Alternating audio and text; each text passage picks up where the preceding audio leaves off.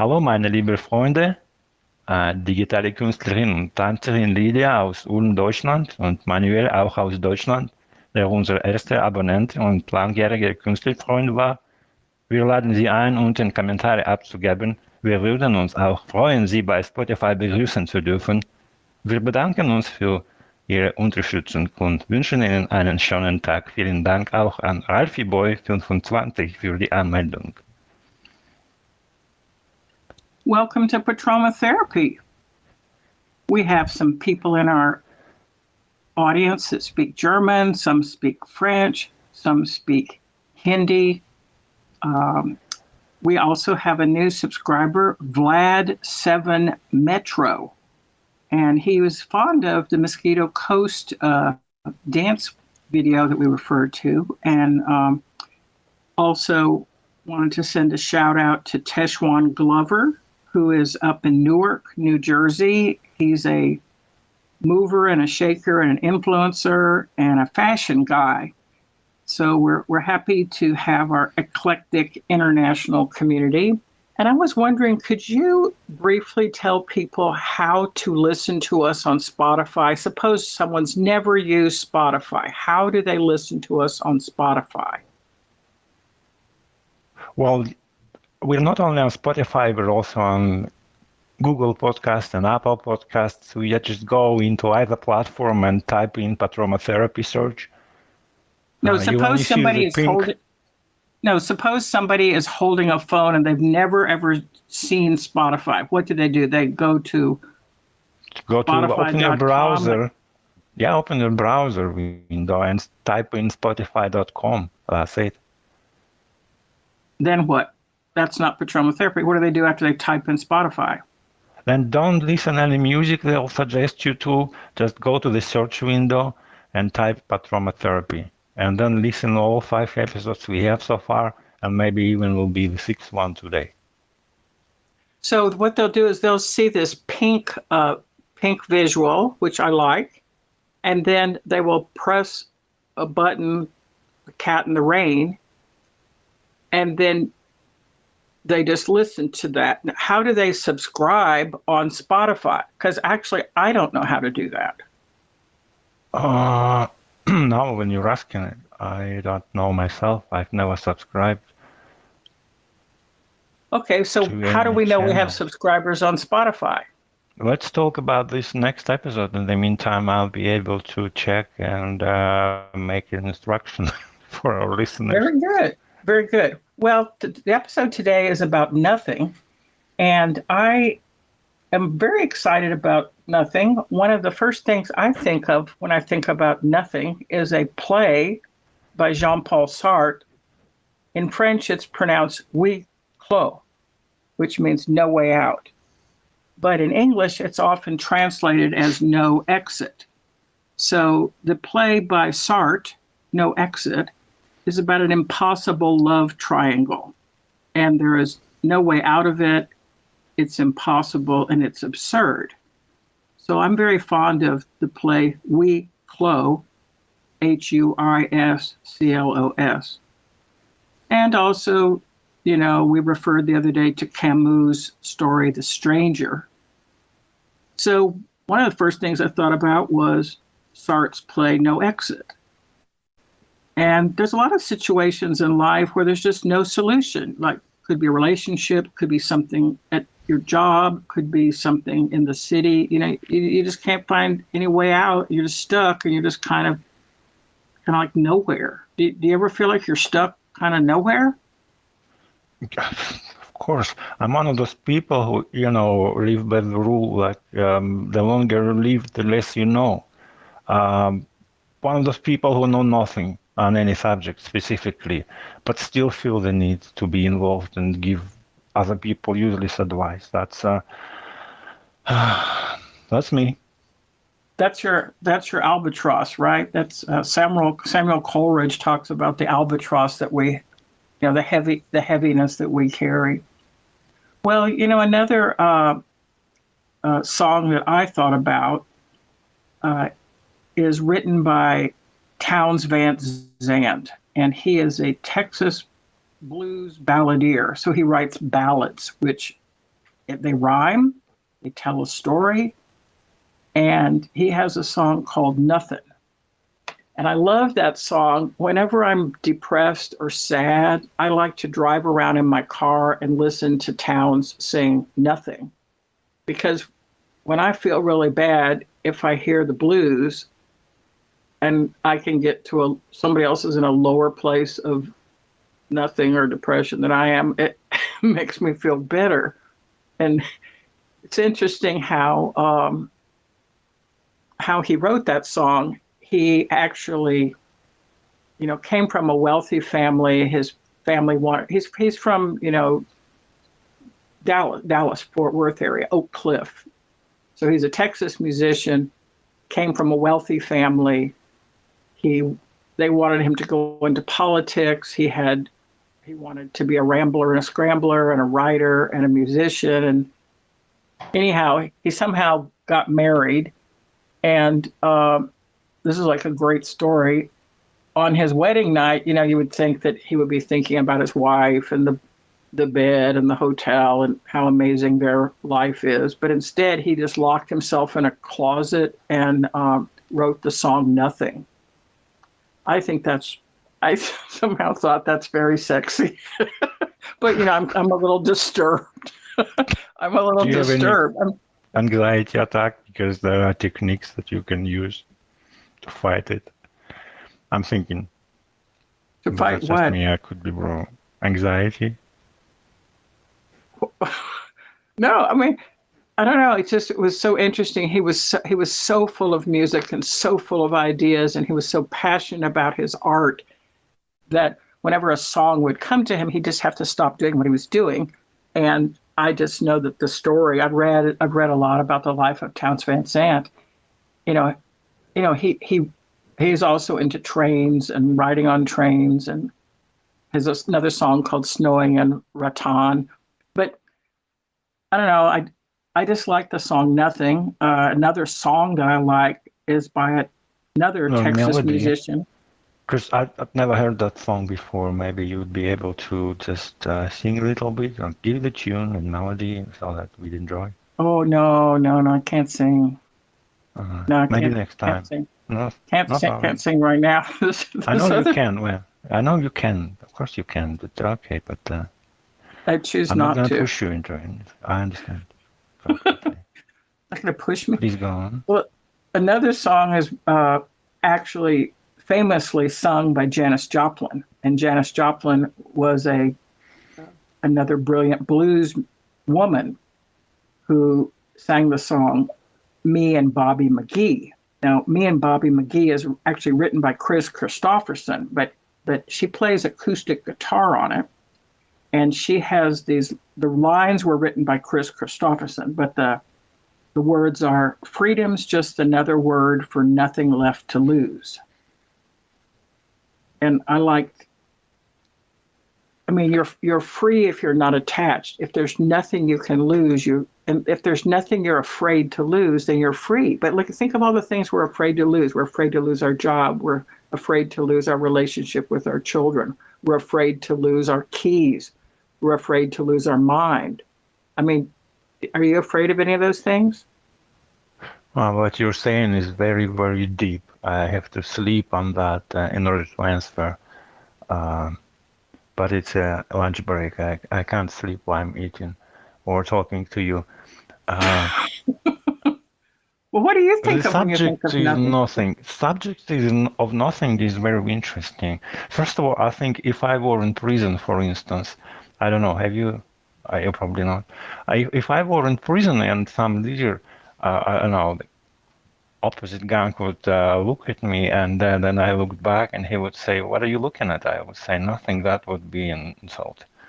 So never say, if anybody asks you what are you looking at, never respond with nothing. Just don't say anything, just in case you get into prison.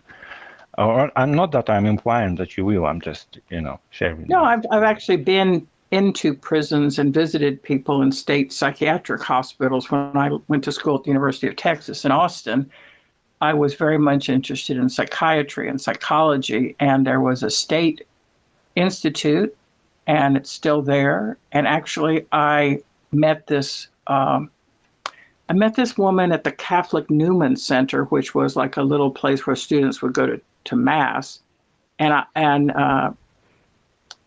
Another friend of mine, Karen, and I became friends with this woman, and she did a lot of writing and a lot of poetry. And later I moved into Houston, and Karen told me that she had been, I don't want to say incarcerated, but put into state psychiatric. And Karen and I would make cookies and sometimes go visit her in lockdown. So state psychiatric is very much like a prison because you're there against your will, and someone's put you there because they think you're going to harm yourself. And I've visited people in psychiatric hospitals, and also I don't want to say fond of prisons, but I'm saying the concept is very interesting to me that a person could be so gone that they have to be locked away from society. Wow. I'm thinking of what if many very, very smart people turned out to be crazy. And you said yourself 3 days ago that nothing is wrong with you, probably, if you're crazy. So I'm not. We're all crazy. It's just a matter of degree, right? I agree. And I don't know. I was teaching in Houston, and I go back and forth between college and the last year of high school. So I would go back and forth between those two different it's basically the same developmental level, but I was teaching a gifted and talented, like advanced class in this one, I don't know, very wealthy school district. And I remember we watched the film One Flew Over the Cuckoo's Nest, and we watched a lot of films and talked about them. And then all of a sudden, this one boy kept being absent, and I just talked on the side to somebody else who I knew him. I go, "Hey, what happened to so and so?" They go, "Well, he got locked up." I go, "Well, what did he do?" I thought they meant like he stole a car or something. They go, "Well, no, he's in psychiatric." So whenever somebody I care about is locked up, I have to go visit them because that's just me. Hey, so I thought, well, yeah, I mean, I thought, well, what should I take a person who's in state psychiatric? I thought, well, cookies and maybe like a teddy bear or like a soft animal, like a lizard so I think I took him cookies and a lizard. But I went to visit him. I didn't even know lobotomies were still being done. This was probably in the year, maybe 1990, maybe 1994. I thought lobotomies were out of style during the Cold War. Like I didn't know that in America, in Houston, Texas, lobotomies were still being done, where they cut out parts of the brain. I just remember going through security and leaving my ID and telling who I'm going to visit, why I'm visiting, and I'm carrying this lizard and cookies. And I just heard on the loudspeaker, nurse so and so, please go over to Lobotomy 101. I kept thinking, like, am I in a movie or is this real? It was like shocking to me. But anyhow, this is getting to be more not about nothing, more about just crazy. Hey, when we started recording our episodes, or we started to call each other, to talk to each other, I thought nothing will good out of it. But now I'm actually learning something, and that made me think that nothing is really something, isn't it? It is. It is. It is something. It is something. And we spoke a day or two ago about Ernest Hemingway's story, A Cat in the Rain. And I know you have read that story, and you also read it out loud.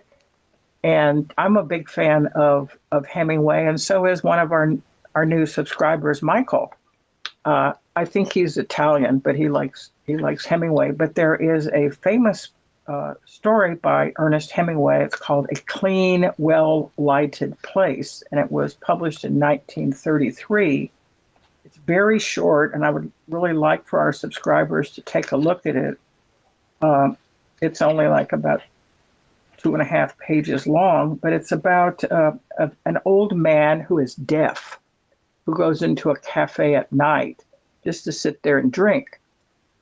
So you've got the metaphor of night, which is the darkness. And, when night comes upon us, I think many of us feel more meditative. Like in the middle of the daytime, we're not thinking about, does life have any meaning? But the story is set at night, and the old man is drinking brandy. And in the story, Hemingway says that this old man tried to commit suicide a week before, but his niece came and found him and cut him down, and he's actually alive. And so these two waiters start talking about, this old man is like so annoying. I wish he'd get up and pay his bill, because the cafe want to close. The two waiters want to go home. So one is a young waiter and one is a little bit older waiter. And remember, the old man himself is deaf, and the old man motions with his finger that he wants one more brandy. And then the old waiter comes over and looks at him and says to him, like, I wish you killed yourself last week. But remember, the old man is deaf, so there's some absurdity. And then there's a part of the story I just wanted to kind of maybe move towards the ending of our episode, where the young waiter says to the old waiter, well, good night. Then the other one says, good night. Turning off the electric light, he continued conversation with himself. It was the light, of course. It was necessary for the place to be clean and pleasant. You don't want to go to a place that's not clean and pleasant. He says, some live in the light, some need the darkness.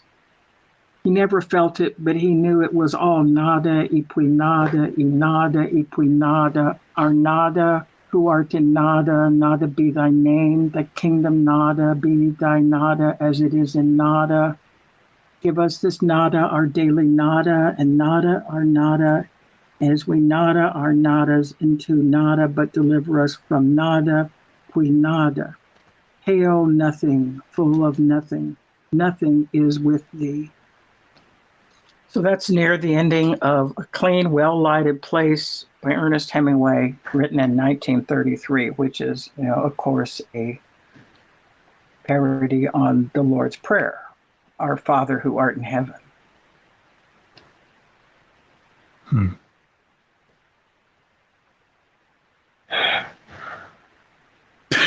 This is like so serious. It's like so dang serious.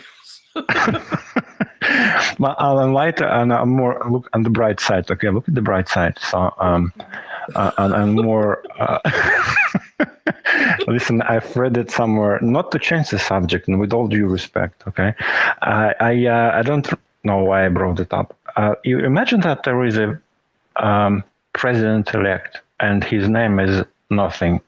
And you would have to, like, I don't know, say like nothing will set us free, or nothing will give us jobs.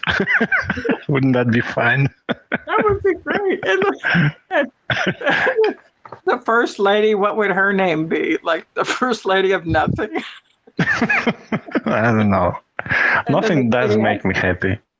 No, it'd be like the first lady of nothing, and then the children of nothing, and then the nothing dog, because there's a president, the first lady, a couple kids, and there's always like a dog. Right? I don't know. Nothing doesn't sound like a last name, but nobody could be, I think, easily applied to Mr. Nobody, for instance, right? And nobody will give us jobs, or the wife of nobody, nobody's wife. I don't know. How do we arrive at the notion of nothingness? I don't know. Yeah, we shall return. Let's return to be nothing. Well, very good. Well, I think I'm going to go ring the bell, and that means that school's over and our episode is over.